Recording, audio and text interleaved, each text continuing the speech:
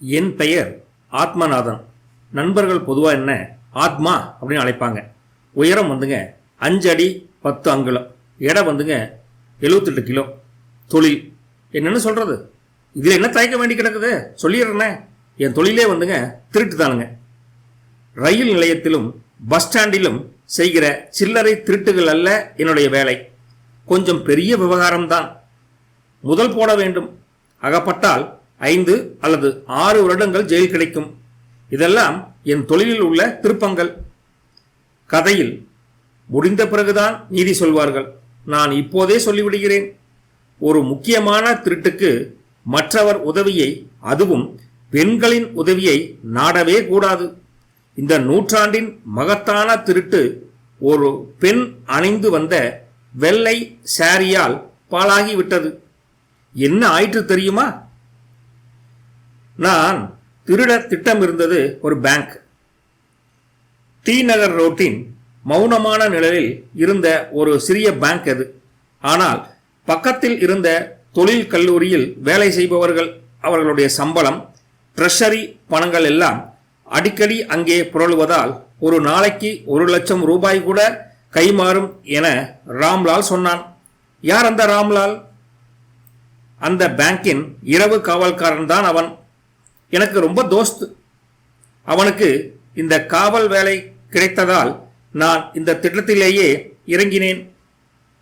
தினசரி கேஷ் ரெஜிஸ்டரை பரிசோதித்துவிட்டு பணத்தை எண்ணி பார்த்துவிட்டு இரும்பு கிராதிகள் போட்ட அறையில் இருக்கும் இரும்பு பெட்டியில் அதை நன்றாக வைத்து பூட்டிவிட்டு சாவிக்கொத்தை பேங்கின் ஏஜென்ட் திரு சுந்தர்ராமன் தன் வீட்டுக்கு எடுத்து சென்று விடுவார். அதை ஒரு தோல் பையில் போட்டு தன் அலமாரியில் வைத்திருப்பார். சுந்தர்ராமன் வீட்டில் தனியாகத்தான் வசிக்கிறார். இதெல்லாம் எனக்கு வாட்ச்மேன் ராம்லால் சொன்ன விவரங்கள். இந்த விவரங்களை வைத்து கொண்டுதான் நான் என் திட்டத்தை உருவாக்கினேன். அதற்கு ஒரு பெண் தேவையாய் இருந்தது மற்றும் ஒரு காரும் தேவைப்பட்டது. அந்த பெண்ணின் பெயர் இந்திராணி. இந்திரா என்ன கூப்பிட்றாதீங்க, ஏன்னா இவளுக்கு கோவம் வந்துருமா. இவளை எனக்கு ராஜசேகரன் என்பவர் மூலம்தான் தெரியும். யார் அந்த ராஜசேகரன்? ராஜசேகரனிடம் நான் 6 மாதத்திற்கு முன்பு வேலை செய்து கொண்டிருந்தேன். அவர் நிஜமாகவே பெரிய மனிதர்தான். அவர் நினைத்தால் லாய்ட்ஸ் பேங்கை கூட கொள்ளையடிக்க முடியும். அவ்வளவு பெரிய கெட்டிக்காரர். சினிமா கூட எடுத்தார்.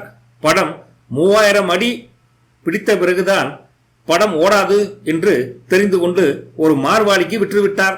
கிண்டி ரேஸில் இவர் குதிரை ஒன்று ஓடுகிறது. அதற்கு பேர் ப்ளூ டைமண்டாம். மன்னிக்கவும், நான் சொல்ல வந்தது இந்திராணியை பற்றி. குமாரி இந்திராணி ராஜசேகரனால் அறிமுகப்படுத்தப்பட்ட ஒரு சினிமா நடிகை, குட்டி நடிகை. இவளை நீங்கள் கூர்ந்து கவனித்தால் எல்லா சினிமா படங்களிலும் பார்க்கலாம். கதாநாயகி சந்தோஷமாக ஆடி பாடும்போது திடீரென்று பின்னால் இருந்து தோன்றும் தோழிகள் பரிவாரத்தில் 4வது அல்லது 5வது பெண்ணாக இருப்பாள். தேனருவி என்ற ஒரு படத்தில் இவளை கிட்டத்தில் காட்டினார்கள். இவளுக்கு இப்போது அதிக தேவைப்படவில்லை. சினிமாவில் பல படங்களில் நடித்தும் விட்டாள். ஒரு வீடு வாங்கிவிட்டால், ஒரு கார் வாங்கிவிட்டாள். அவ்வளவு பணமும் எப்படி கிடைத்தது என்பது கடவுளுக்குத்தான் வெளிச்சம் அல்லது இருட்டு. ராஜசேகரிடம் இருந்தபோது இவளை எனக்கு பழக்கமாகிறது. தப்பாக ஒன்றுமில்லை. இவளைத்தான் எனக்கு உடந்தையாக சேர்த்து கொண்டேன் என் திட்டத்தில்.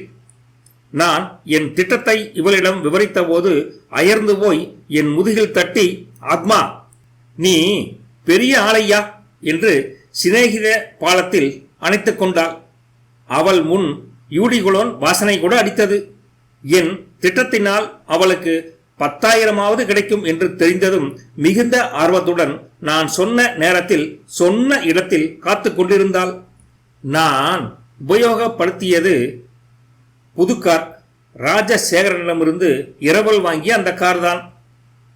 சனிக்கிழமை இரவு 12:30 மணிக்கு ஏஜென்ட் திரு சுந்தர்ராமன் வீடு இருக்கும் அந்த தெருவின் கோடியில் இந்திராணியுடன் காரில் மரநிலையில் காத்திருந்தேன்.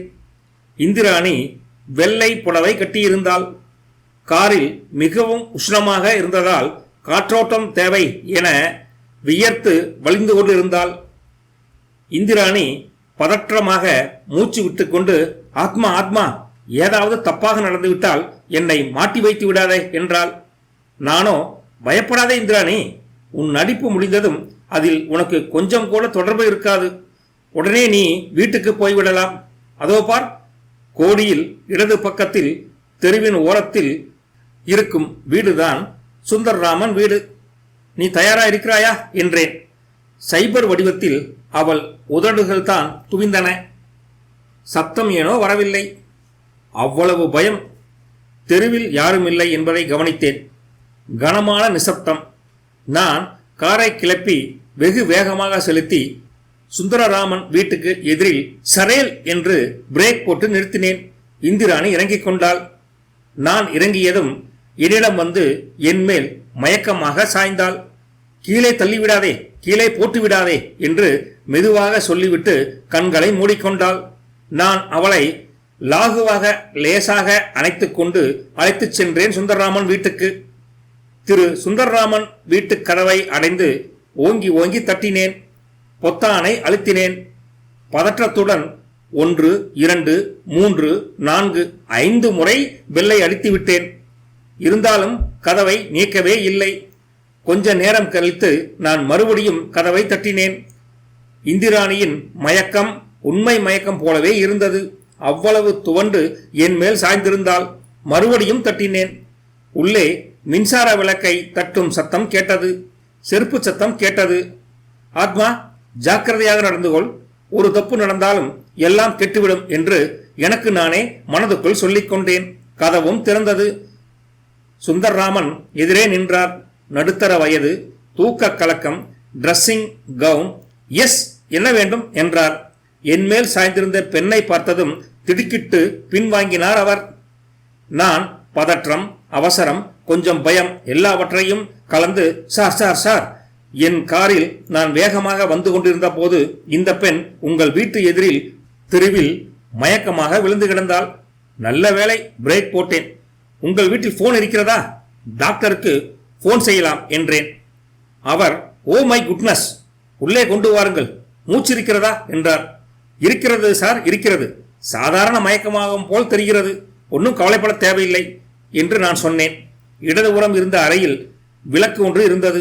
அதன் அருகில் இருந்த படுக்கையில் இந்திராணியை சாய்த்தேன். அழகாக படுத்தாள். அவள் மூச்சை மேலும் கீழுமாக பலமாக இழுத்து விட்டாள். சற்று கவர்ச்சியாகவும் இருந்தது. கண் மூடியிருந்தது. நான் சொன்னேன், தயவு செய்து ஒன்று செய்யுங்கள் ஐயா, கொஞ்சம் தண்ணீர் கொண்டு வந்து முகத்தில் தெளியுங்கள். நான் அதற்குள் டாக்டருக்கு டெலிபோன் செய்கிறேன். அந்த ஜன்னல்களை கொஞ்சம் திறந்து விடுங்கள். ஆமாம், டெலிபோன் உங்கள் வீட்டில் எங்கே இருக்கிறது என்று கேட்டேன். கொஞ்சம் பார்த்துக் கொள்ளுங்கள் ஐயா, இதோ வருகிறேன். முழுவதும் அவர் நம்பிவிட்டார். பக்கத்தில் இருந்த செய்தித்தாளை எடுத்து அவள் முகத்தில் அவர் விசிறிக் கொண்டிருந்த போது நான் அறையை விட்டு டெலிபோன் இருக்கும் எதிர் அறைக்கு வந்தேன். அவசரப்படாமல் கண்டபடி சில எண்களை டயல் செய்துவிட்டு அவரது தோல்பையை தேடிக்கொண்டே, டாக்டர் ராமுவா, நான் தான் சந்திரன் பேசுகிறேன். ஒருத்தர் மயக்கமாக விழுந்து விட்டார். ஹிஸ்டீரியா மயக்கம் போல் தெரிகிறது. உடனே வாருங்கள். ஆமாம் என்றேன். சுந்தர்ராமனின் தோல் பையை மேஜை மேல் இருந்ததை கவனித்தேன். அதனுள் பேங்கின் சாவி கொத்து இருந்தது. அதை கொஞ்சம் கூட சத்தம் எழுப்பாமல் என் கைக்குட்டையால் அமுக்கி பைக்குள் போட்டுக்கொண்டேன். டெலிபோனை வைத்துவிட்டு மறுபடி முதல் அறைக்கு சென்றேன். டாக்டர் கூடிய சீக்கிரம் வந்து விடுவார் என்றேன். சுந்தர்ராமன் அவன் பக்கத்து நாற்காலியில் உட்கார்ந்து கொண்டு முகத்தில் தண்ணீர் அடித்தேன். சற்று புரண்டு படிக்கிறாள். மயக்கம் தெளிந்து விடும் போல் தோன்றுகிறது என்றார் அவர். இந்திராணி நான் சொல்லிக் கொடுத்தபடியே செய்தாள். இப்படியும் அப்படியும் புரண்டாள். கண்ணை கசக்கினாள். மறுபடியும் புரண்டாள். கண் விழித்தாள். திடீரென்று எழுந்து உட்கார்ந்து கொண்டு, ஐயோ, நான் இங்கே எப்படி வந்தேன் என்றாள். நான் என்ன அழகாக நடிக்கிறாள் என்று மனதுக்குள் எண்ணிக்கொண்டேன். சுந்தர்ராமன் தந்தை போல, மிஸ், பயப்படாதே, நாங்கள் உன் நண்பர்கள். இது என் வீடுதான். என் பெயர் சுந்தர்ராமன். என் வீட்டுக்கு எதிரில் தெருவில் நீ மயக்கமாக வீழ்ந்திருக்கிறாய். காரில் வரும்போது உன்னை இவர்தான் இங்கே கொண்டு வந்து அழைத்து வந்தார். இவர் பெயர் என்று என்னை பார்த்து நிறுத்தினார். சந்திரமூர்த்தி, சந்திரமூர்த்தி என்றேன் அவசரமாக. நான் தெருவிழா விழுந்து கிடந்தேன். என்று தீனமாக கேட்டாள் அவள். ஆமாம் ஆமாம் என்றார் அவர். இந்திராணி விசித்து விசித்து அழ ஆரம்பித்தாள்.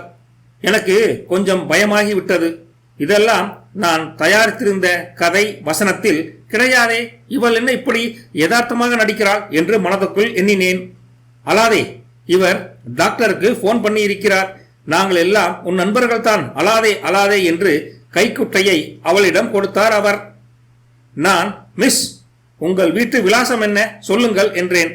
அவளோ என்னை கவனிக்காமல் சுந்தர்ராமனை கனிவுடன் பார்த்து, சார், எனக்கு இந்த மாதிரி மயக்கம் அடிக்கடி வரும்.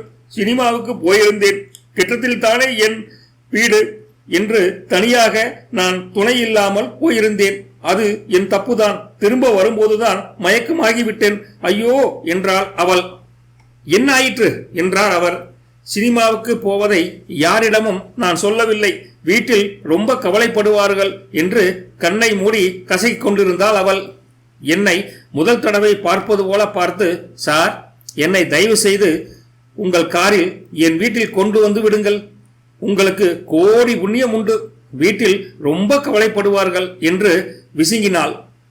சுந்தர்ராமன், இல்லை இல்லை, கொஞ்சம் இருங்கள். உங்களுக்கு ரொம்ப களைப்பாக இருக்கும். இவர் டாக்டருக்கு போன் செய்திருக்கிறார். டாக்டர் வந்து விடுவார் என்றார். இல்லை இல்லை இல்லை, எனக்கு மயக்கமெல்லாம் சரியாகிவிட்டது. வீட்டுக்கு போய் தூக்க மாத்திரை போட்டதும் நான் நன்றாக தூங்கி விடுவேன். பிளீஸ் எனக்கு ஹெல்ப் பண்ணுங்க என்று கேட்டாள். என்னை வீட்டில் கொண்டு போய் விடுங்களேன் என்று அழுது புரண்டாள். சரியுமா சரியுமா, அழுகாதே என்று சுந்தர்ராமன் அவளை ஆசுவாசப்படுத்தி, சார், உங்கள் காரில் இவளை கொண்டு போய் அவள் வீட்டிலே விட்டுவிடுங்கள் என்றார் சுந்தர்ராமன். நானும் நாடகத்தின் முடிவு வந்தது போல், சரி சார், அட்ரஸ் என்னமா என்றேன். அவள் சொல்லிக் கொடுத்திருந்த முகவரியை தப்பாமல் சொன்னாள். தடுமாறி நடந்தாள். என்னை பிடித்துக் கொண்டே சுந்தர்ராமன் வீட்டுக்கு முன் வந்து விளக்கை போட்டு வாசல் வரை வந்து வழியனுப்பி வைத்தார். காரில். எப்படி என்றால் இந்திராணி, பிரமாதம் போ. சாவித்திரி நடிகை எல்லாம் பிச்சை வாங்க வேண்டும் என்றேன் நான். 12 நாட்கள் இதற்கு நான் ஒத்திகையை பார்த்தேன் தெரியுமா என்றாள் அவள். நான் சொல்லிக் கொடுத்ததை மீறி கொஞ்சம் நன்றாகத்தான் நடித்தாய் என்றேன் நான். ஆத்மா, அந்த மனிதர் நம்பிவிட்டார் போலும். நான் அழுது புரண்ட போது அவர் கண்ணிலும் கண்ணீர் வந்துவிட்டது. என் நடிப்பு திறமை அப்படி என்றாள் அவள். ரொம்ப அபாரம், பிரமாதம். உன் திறமையை டைரக்டர்கள் தான் கவனிக்க தவறிவிட்டார்கள் என்று அவசர அவசரமாக சொல்லிவிட்டு காரை விரட்டினேன். எனக்கு இவளை விட்டுவிட்டு ஏகப்பட்ட வேலைகள் இருந்தது. இப்படி போகும் வழியில் அவளை அவள் வீட்டருகில் இருந்த தெரு திருப்பத்தில் இறக்கிவிட்டேன். ராம்லால் நெற்றியை துடைத்துக் கொண்டு காத்திருந்தான். மிக மௌனமான இருட்டில் பார்க் அருகில் காரை நிறுத்தினேன். சாவி கிடைத்ததா என்றான். ஓ, கிடைத்து விட்டது, எடுத்து விட்டேன் என்றேன் நான். சாவி கொத்தை வாங்கி அவசர அவசரமாக பேங்கை திறந்தான் அவன். இருளில் என்னை ஒரு பக்கம் அழைத்துச் சென்றான். டார்ச் விளக்கின் வெளிச்சத்தில் சுவரில் பதிந்திருந்த இரும்பு கதவை, அதாவது இரும்பு பெட்டியை திறந்தோம். பணம் பணம் பணம், துட்டு, மணி. ஒழுங்காக இருந்த ஆயிர அடுக்குகள் பக்கத்திலே குப்பை கூடைகளை காலி செய்து அவைகளை பணக்கட்டுகளாக நிரப்பினோம். காரின் டிக்கியை திறந்து அவைகளை அதில் கொட்டி நிரப்பினோம். வேலை முடிந்தது. ராம்லால் டிக்கியை மூடி சாவியை கொண்டு வந்து என் கையில் கொடுக்கும் போது திடீரென்று புயல் போல் 5-6 ஜீப்புகள் வந்து டயரை கிழித்து கொண்டு பிரேக் போட்டு எங்களை சூழ்ந்து கொண்டன. மின்னல் போல் நடந்துவிட்டது சம்பவம். சுற்றிலும் போலீஸ்காரர்கள் சுலபத்தில் எங்களை பிடித்துவிட்டனர். ஓடக்கூட நேரமில்லை, பார்த்துக் கொள்ளுங்கள். நான் தவி என்று தவித்தேன். என்ன தப்பு செய்தேன்? திட்டத்தில் எங்கே ஓட்டை? எங்கே இப்படி நடந்தது என்று குழம்பி போனேன். எனக்கு அகப்பட்டு கொண்டதில் வருத்தமில்லை. எவ்வளவு கஷ்டப்பட்டு மூளையை கசக்கி இந்த திட்டத்தை போட்டேன். இந்த திட்டம் பால்பட்டதுதான் எனக்கு பெரிய வருத்தமாக இருந்தது. எப்படி பால்பட்டது தெரியுமா? எனக்கு சொல்லவே வெட்கமாக இருக்கிறது. காவல் நிலையத்தில் ஒரு போலீஸ்காரனிடம் வாங்கி காலை செய்தித்தாளை பார்த்தேன். 1 அடி உயர எழுத்துக்களில் என் திருட்டு முயற்சியை பற்றி செய்தி போட்டிருந்தார்கள். சுந்தர்ராமனின் புகைப்படம் மற்றும் என் புகைப்படம் நான் எப்பொழுது எடுத்தார்கள் என்று எனக்கும் தெரியவில்லை. தலைவாரி கொள்ளவும் அதுவும் கன்றாவியாகத்தான் இருந்தது.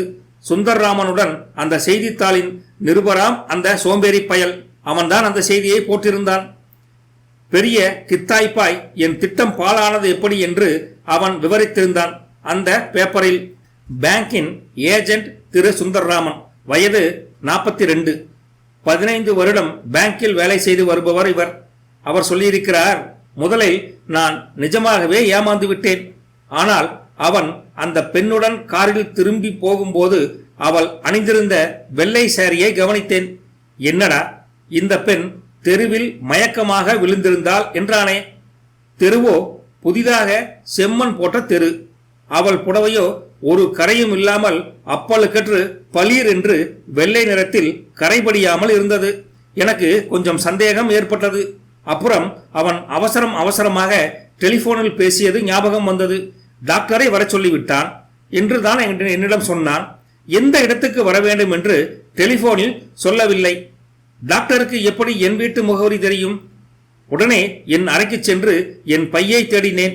பையில் பேங்கின் சாவி கொத்து இல்லை. உடனே போலீஸுக்கு போன் செய்து விட்டேன் என்று அவர் பேட்டி கொடுத்திருந்தார். பார்த்தீர்களா, இப்படித்தான் ஒரு சின்ன விஷயத்தில் என் மாபெரும் திட்டமே கெட்டுப்போய் குட்டிச்சவராகிவிட்டது. யாராவது ஒரு நல்ல வக்கீலா இருந்தா என்ன ஜாமீன் எடுக்க பார்த்து ஹெல்ப் பண்ணுங்களேன். இந்த கதையை நீங்க படிச்சு